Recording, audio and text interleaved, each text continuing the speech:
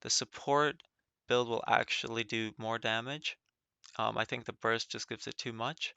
And then the DPS build is pretty close. It's not, this isn't like such a big difference, but the support build is more efficient.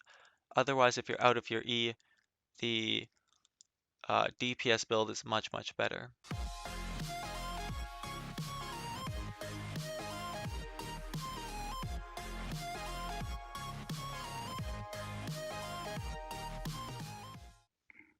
Alright, what's up guys? In this video we're going to be looking at basically a Hu Tao support build versus an attack DPS build. And the question that we're going to trying to be answering is which build will give Hu Tao the maximum damage in her E form. And this is pre-release but like one day because I'm doing this way too late. So we're using the same formula that we're usually using on this channel. We're actually considering charge attack, normal attacks, and burst attacks, and otherwise the skills are at level 6. We're using basically an R1 Blackcliff spear at level 90, and then the substats are going to be optimized. So here's just some more info for the test, but I think, yeah, it's basically using my optimization program, and I'll link the code in the description below. The weapon that we're using is a Blackcliff, and I didn't want to max out the stacks at R5 because that gives a ridiculous amount of attack. So we're looking at only a 12% attack increase and otherwise a 55% crit damage increase. So the skills are going to be at level 6 basically, and during the E skill we can see that we're going to be getting 5.06% attack increase from her max HP. This can be a little bit higher if you take this skill higher. I recommend if you really want to use Hu Tao, take it at least a 7 or 8. It's going to make a big difference when you're in her E skill.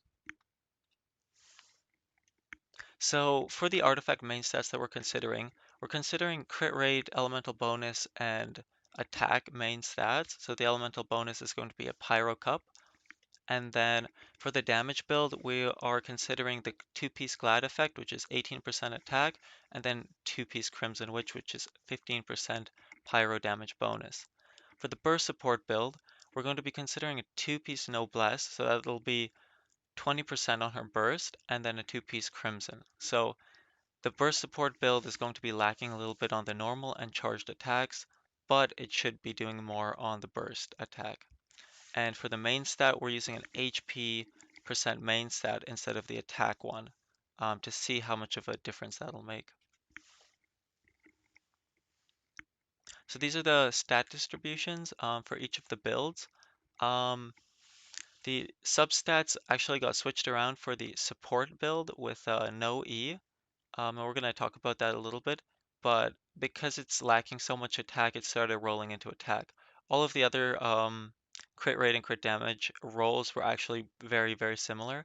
And then the burst support build is going to have more HP, but the damage build is going to have more attack. So for the subset distribution, here it is in ugly numbers, and then we've got it here on a graph. So here we can see that the burst support build was optimized to have more attack. So what this is going to mean is that if you do fix the substats in this proportion, then when you actually are not in your E, you're going to be doing even less damage than we've calculated here.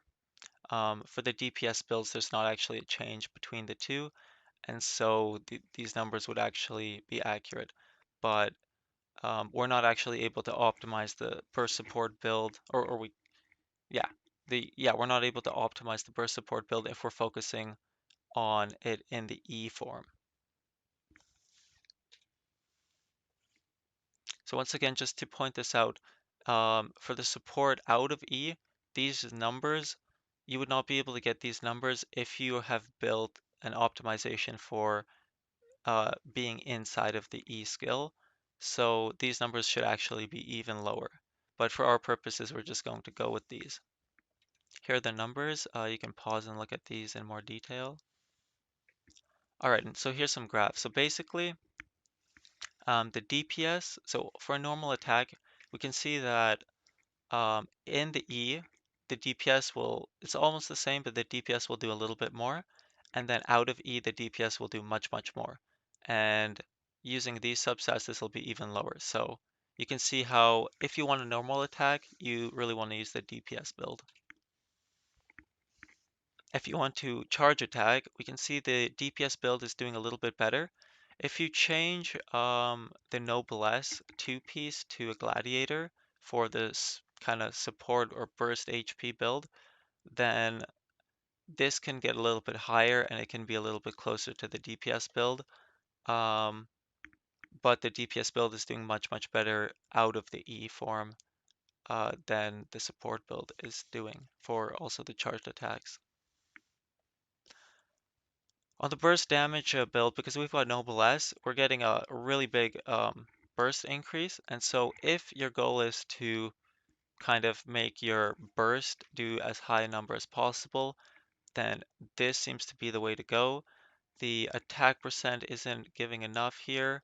Um, and I think the HP scaling really takes off in this case.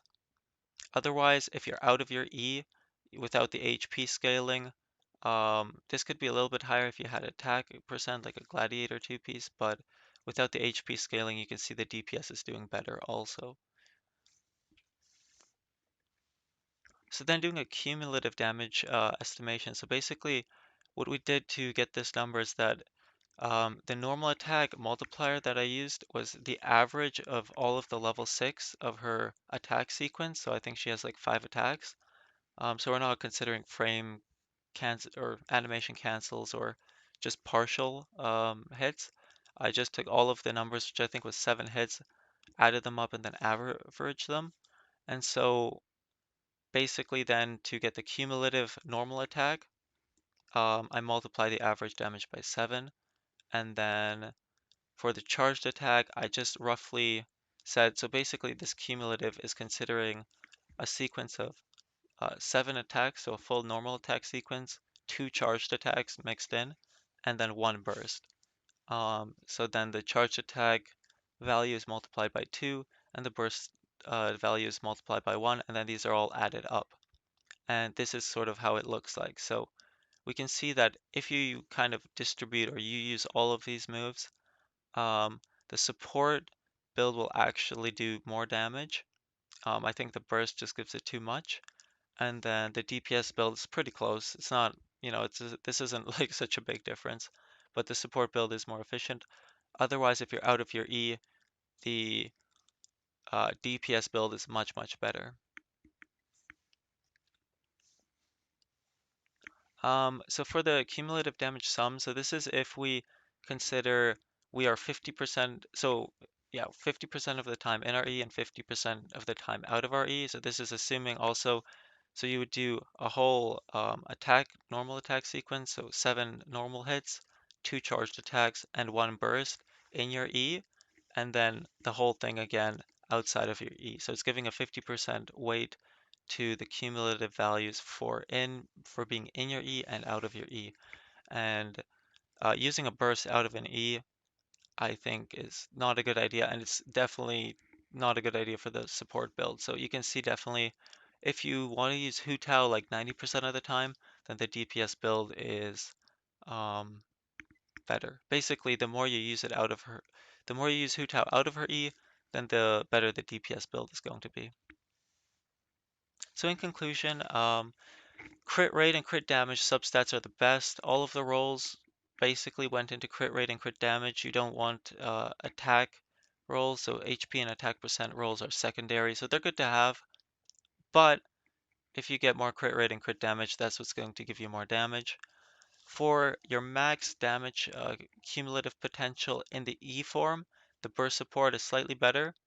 Um, Yeah, and then basically for a max damage potential outside of E, namely for the normal and charged attacks, the DPS build is better.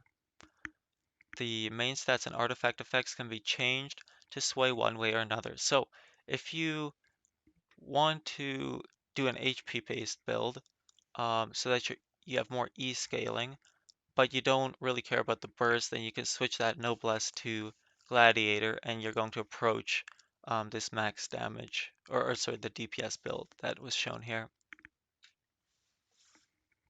If you liked the video, please like and subscribe for more Genshin Impact math analysis. In the next video, we're going to be looking at all of Hu Tao's weapons compared, which I might drop in a few days. But thanks for taking your time to be here, and see you in the next one.